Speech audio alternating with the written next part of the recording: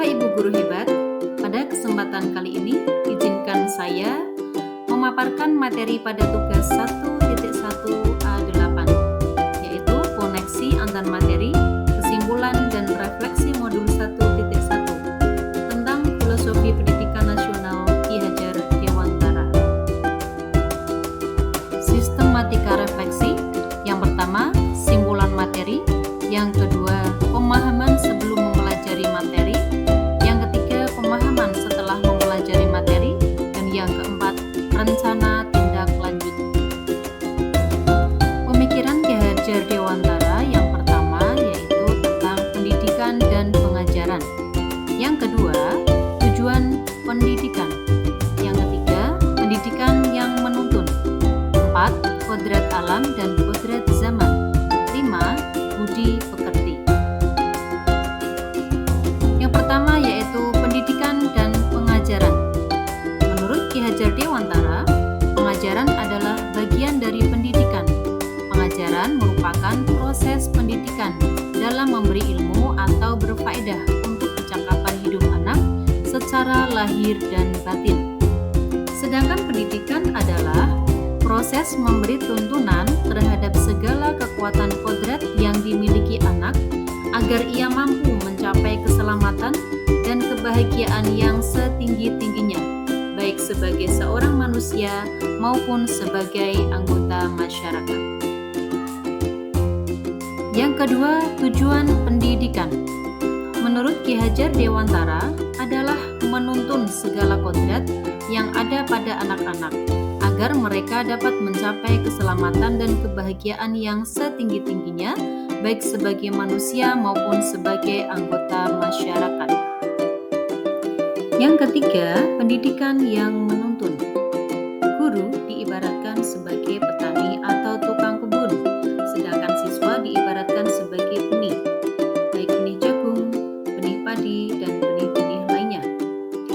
Tugas petani yaitu menyiapkan lahan yang subur, menyirami, menghilangkan hama, serta memberi pupuk, supaya benih-benih yang ditanam oleh petani tersebut tumbuh dengan subur dan baik. Dalam proses menuntun, terdapat 3 semboyan, yaitu ing ngarsa sung tulodo, ing madya mangun karsa, tutpuri handayani. Ing ngarsa sung tulodo artinya di depan memberi contoh. Ing madya mangun karsa yang berarti di tengah memotivasi. Tutpuri handayani yang berarti di belakang memberi dorongan atau semangat. Yang keempat, kodrat alam dan kodrat zaman. Anak bukanlah tabula rasa. Anak bukanlah kertas kosong yang siap ditulisi apa saja. Namun seorang anak sudah membawa kodratnya. Ibaratnya selembar kertas. Di kertas itu seorang anak sudah ada tulisan atau coretan yang samar-samar. Tugas pendidikan adalah untuk menebalkannya sehingga menjadi jelas dan bermakna. Dalam proses menebalkan, kita harus memperhatikan kodrat alam, yakni pendidikan harus menyesuaikan lingkungan alam dan sosial anak. Kodrat zaman, yakni pendidikan itu harus menyesuaikan zaman. Dan asas trikon, yang terdiri dari kontinu, bahwa pendidikan itu bergerak maju dan berkesinambungan. Konvergen, yaitu dalam proses pendidikan dan pengajaran dapat mengambil dari berbagai sumber. Kemudian konsentris, artinya relevan dengan kepribadian bangsa kita Indonesia.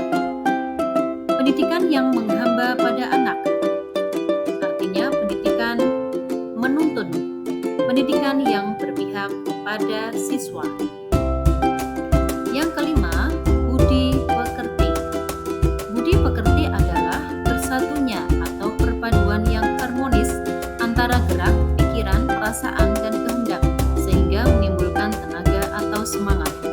Dalam hal ini, budi pekerti dapat dijelaskan sebagai cipta atau angan-angan, rasa atau daya atau kekuatan, karsa yaitu karya, dan pekerti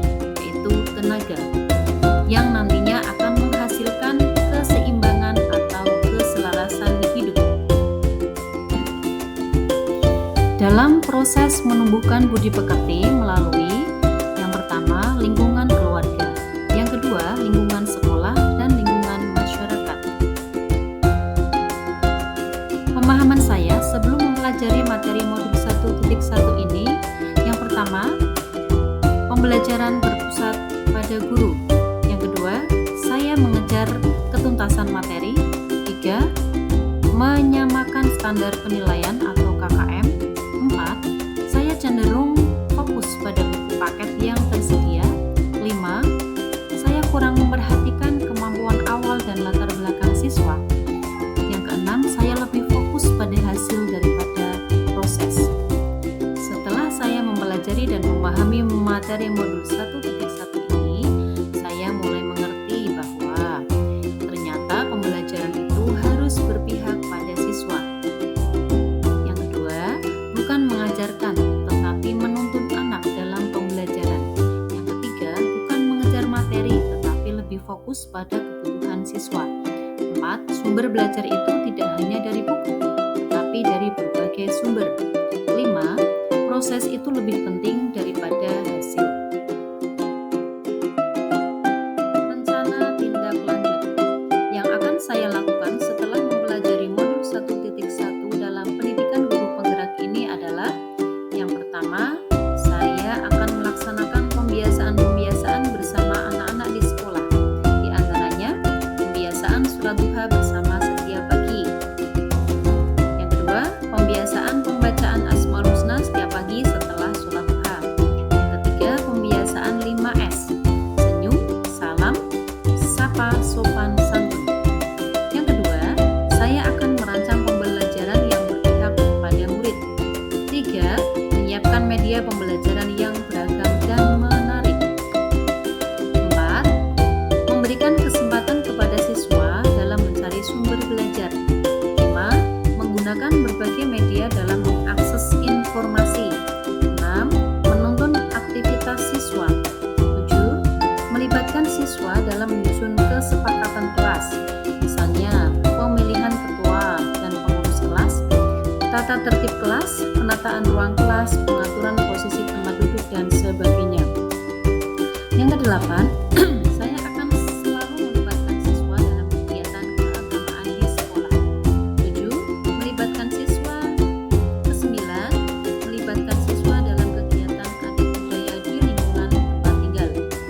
Yang ke-10, saya akan menanamkan budi pekerti atau karakter siswa melalui kegiatan kepramukaan, kegiatan ekstrakurikuler, drum band, dan sebagainya. Demikianlah penjelasan tentang kesimpulan dan refleksi setelah saya mempelajari modul 1.1. Semoga bermanfaat. Salam guru penggerak, tergerak, bergerak, menggerakkan. Wassalamualaikum warahmatullahi wabarakatuh.